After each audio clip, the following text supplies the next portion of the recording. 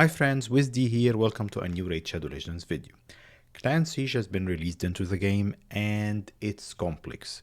A lot of people are complaining about the complexity and other stuff, but what I want to focus on today is making this as simple as it can be for you.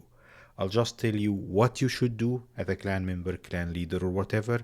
Go through the basics, only the basics, what you need to do, excluding everything else that's more complex, just to get you started for your first clan siege. Of course, if it's interesting for you and me, probably we'll have more videos on this, but I just wanted to make this as simple as it can be for you. That's the main focus of the video here. So let's jump into it. I'll put the timestamps below if you want to jump to a specific point that you don't understand. Just go there. You don't have to watch the whole video, though if you'll do, you'll support the channel. So let's jump right into it. First elephant in the room that everybody's talking about, we cannot spend more time in game. Luckily, this is not a problem with Clan Siege. There are other problems, but time is not one of them. This game mode will not require any time from you. It might require some time from the clan leaders, but not as much as we were fearing. So time will not be a factor or a problem here. So at least thank you Plarium for this one. Let's move on. How will it work? The very basic of how the defense and attack work. Exactly, think of it as 3v3. You set up your defense, someone else will attack you. You'll either win or lose depending on if your defense is stronger or weaker or whatever. Same for attack. So 3v3, as simple as this. Now let's talk about the rewards.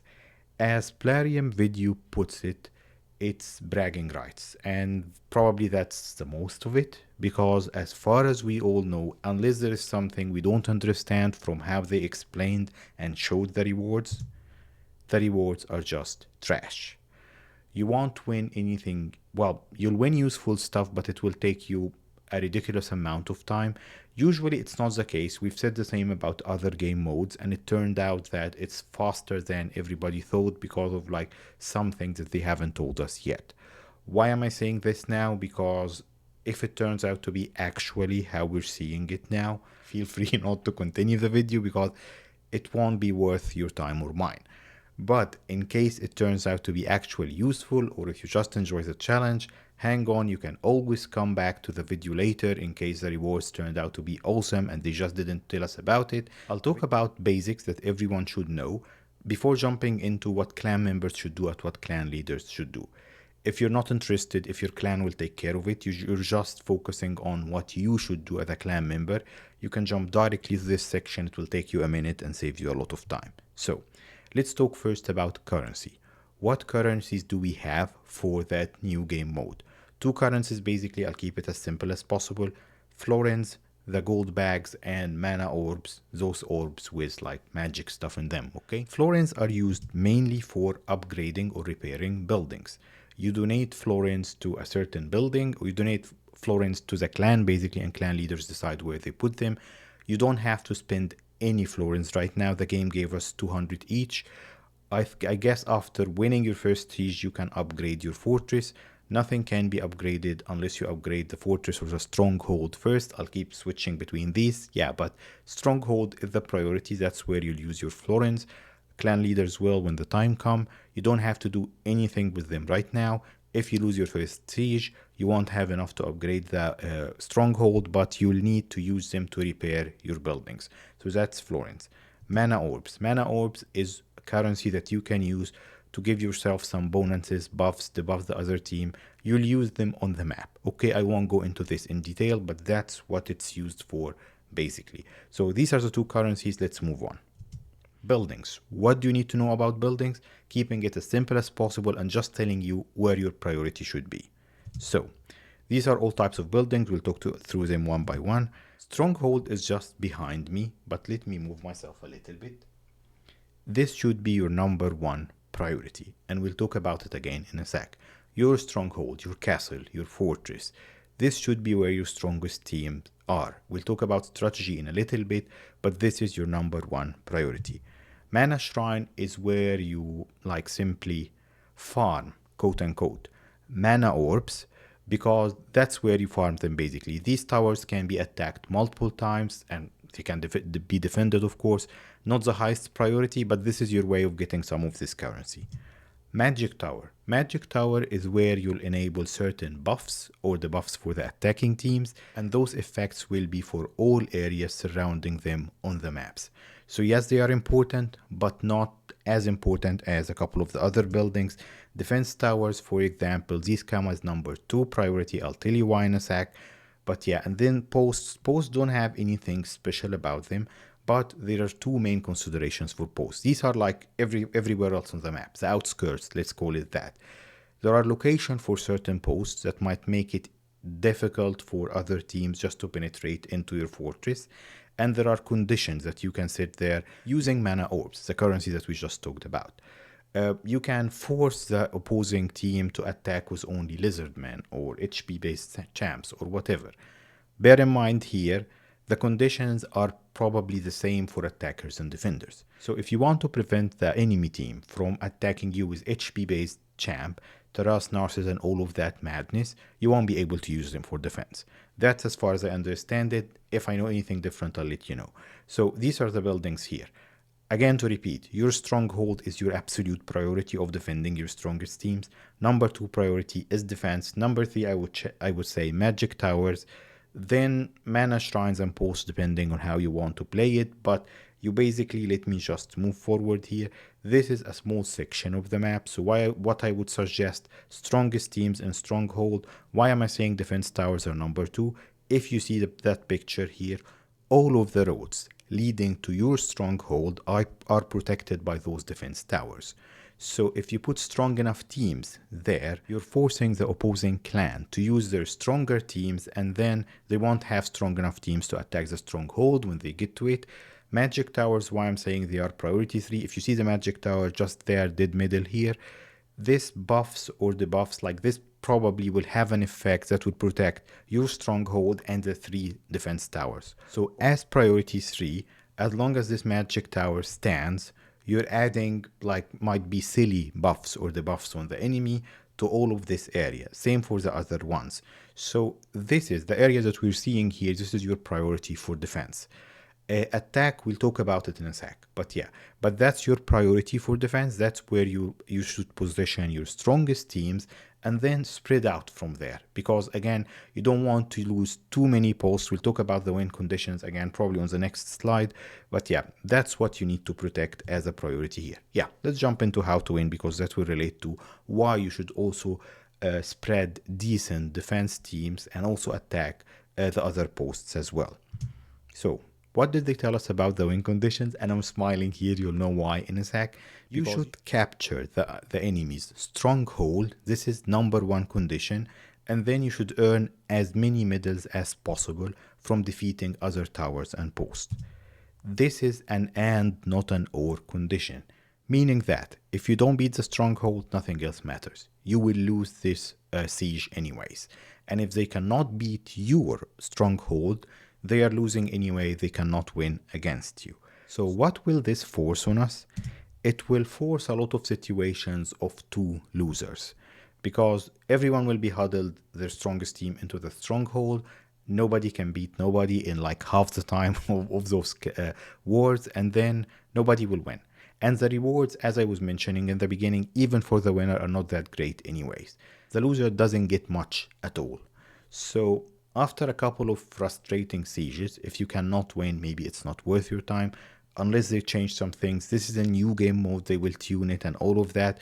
But anyways, stronghold and middles, you need to have both. The only comment I want to say about like the middles and stuff is that they are all the same. What do I mean by this? Every post in the outskirt is worth exactly the same as one of those strong towers. So consider while strategizing if you can grab some easy middles from the easier posts, and that's why you should spread your defenses as wide as you can, because it will be all the same at the end. If they win 10 easy posts plus the stronghold, they might beat you even if you've beaten like 5 strong posts and the stronghold. So yeah, keep that in mind. Let's move on. Clan members. Now we're jumping into clan members and what they should do. And as I was saying, for clan members, this is very simple. You just need to be active. You just need to be in Discord. Game chat won't help you there. if you want to play this game mode and be active on it. So yeah, just install Discord on your phone or your PC, depending on where you're playing, and just keep the chat going there. So what do clan members need to do? Very simple steps. It will take you just a few minutes. Post your best teams into your Discord server or whatever for your clan, and just tell them what you can do, defense and attack, okay? Wait for instructions from clan leaders of where to deploy your defenses. Then put your defenses where they will tell you to. Wait for instructions when the attacks start. I'll talk about what clan leaders should do, and then they'll tell you where to attack, and then just attack those posts. That's it. Just a few minutes here or there. Now for clan leaders, this is a different story. There is lots to discuss here. So let's talk about it one by one, and my advice for clan leaders, deputies, lieutenants, what they should do. First point is main strategy. Just decide, depending on how many strong teams you have within the clan, which areas are you going to defend and attack, which buffs and debuffs you want to use in certain towers, and all of that stuff. So we have 10 days, talk about it between yourselves, talk about it between the smaller circles, and decide what you want to do, and tell the rest of the clan what they should do. After you decide on the main strategy, just tell people who should put their defenses where. That's the defense phase. So just tell them, depending on their strength, you have a couple of crazy krakens, put them in the stronghold, your secondary teams in the defense towers and magic towers, then everybody else spread out there, put your best teams in those posts. So set your defense basically. Then the attack phase will start, matchmaking and then attack, whatever, I'm making it simple. Scout the enemy posts and stronghold. Decide how strong they are. After you scout and you figure out this defense can probably be beaten by this guy because you got a strong like speed farm team or whatever, speed attack team. So now you know what you're up against from the scouting phase. Then your attack priority should be their stronghold. If you don't win it, you don't win anything. So figure out who from your team do you have to use your strongest attack to beat their stronghold defense. If so, just do it. This is a priority for you. If you can spare a couple of strong teams, I'll tell you where to use them in a minute. But yeah, your attack priority is always the stronghold. After this, tell people where to attack, where to deploy their attacks, depending on their feedback also of whether they think they can beat certain teams or not. Bear in mind, part of your attack strategy for secondary strong teams, not your main strong ones, is that you might want to attack the defense towers and the magic tower to weaken the enemy's stronghold. I'm expecting that clans will spend their strongest teams, the majority of them, beating that middle area in the maps that I've shown you a couple of slides ago. So don't waste your strong teams on the outer posts while getting to the fence towers. Use your weaker clan members' teams for this, so to keep your strongest teams for that middle area. After beating the stronghold, if you can do it, just tell whatever is left from the attack teams to start attacking posts and beating them. Last thing that you'll have to do is check the results. You've beaten the stronghold, you've beaten 10 posts or 5 or 8 or whatever, while you'll be able to see what you lost as well in defense. So check the results and then plan for some strategy for rematches there.